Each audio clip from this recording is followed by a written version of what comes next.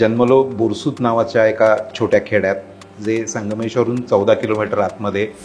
माझा जन्म झाला तेव्हा आमच्या गावात वीज नव्हती, पासून रस्ताही नव्हता, म्हणजे मातीचा रस्ता होता.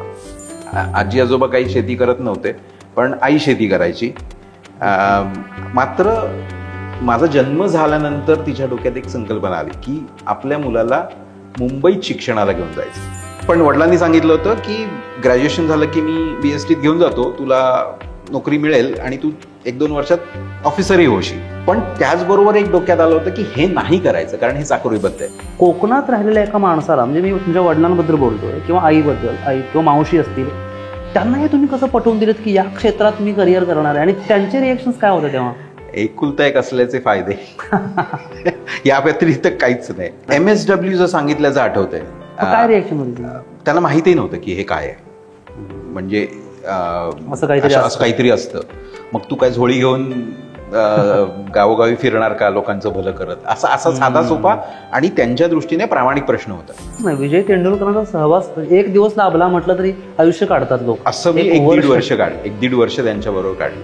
नेमकं असं स्ट्राईक कधी झालं की बाबा ही मुलगी जी आहे हे आपलं कुटुंब होऊ शकते? म्हणजे आम्ही पहिल्यांदा ग्लोरिया हे नाव जेव्हा ऐकलं होतं की तेव्हा आमच्या टीममध्ये कोणीतरी एक वेगळी मुलगी येते असं आणि बघितलं तर अरे आपल्या सारखीच आहे. तुम्ही प्रपोज कोणी काही केलं नाही? कठीण प्रश्न आहे खरं तर, पण मी विचारलं, इव्हेंच्युअली मी विचारलं. पण त्याआधी जवळपास एकमेकांना कळलं होतं की हो, आपण नुसतंच प्रेमविवाह नाहीये, आत्ताच्या कॉन्टेक्स्टमध्ये बोलायचं तर आंतरजातीय विवाह वगैरे. मग तुमचं लग्न ठरवून झालंय असं मांडवात वगैरे की कोर्ट मॅरेज केलं? नाही, कोर्ट मॅरेज, आणि ते ठरवून, म्हणजे असं नाही की फक्त दोघांनीच जाऊन केलं वगैरे, पण आमच्या दोघांचं ठरलं होतं. आणि ते घरच्यांनी तर मला एक मंत्र असा सांगा आणि त्याचा रिलेव्हन्स आणि अर्थ सांगा, तर मी उद्या तयार होतो.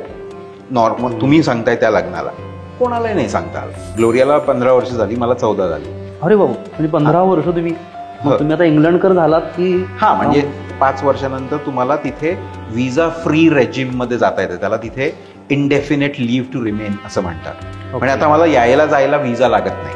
स्पेनमध्ये गेला तर पहिला रिस्पॉन्स स्पॅनिश असतो, फ्रान्समध्ये गेला तर पहिला रिस्पॉन्स फ्रेंच असतो. आज संगमेश्वरात मी वावरताना संगमेश्वरी बोलणारा माणूस औषधाला सापडत नाही.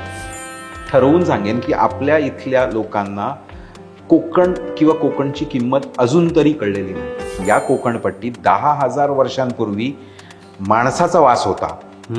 इतका इतिहास खरंच कुठे आहे?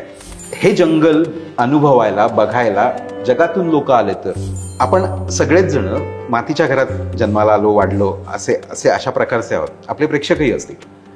आज एक तरी मातीचं घर उभं राहत आहे. याचं एखादं तरी उदाहरण जर मी सेट करू शकलो, आम्ही सेट करू शकलो, तर मला वाटतं की आम्ही त्या बाबतीत यशस्वी होऊ. असा एक छोटासा संकल्प आहे.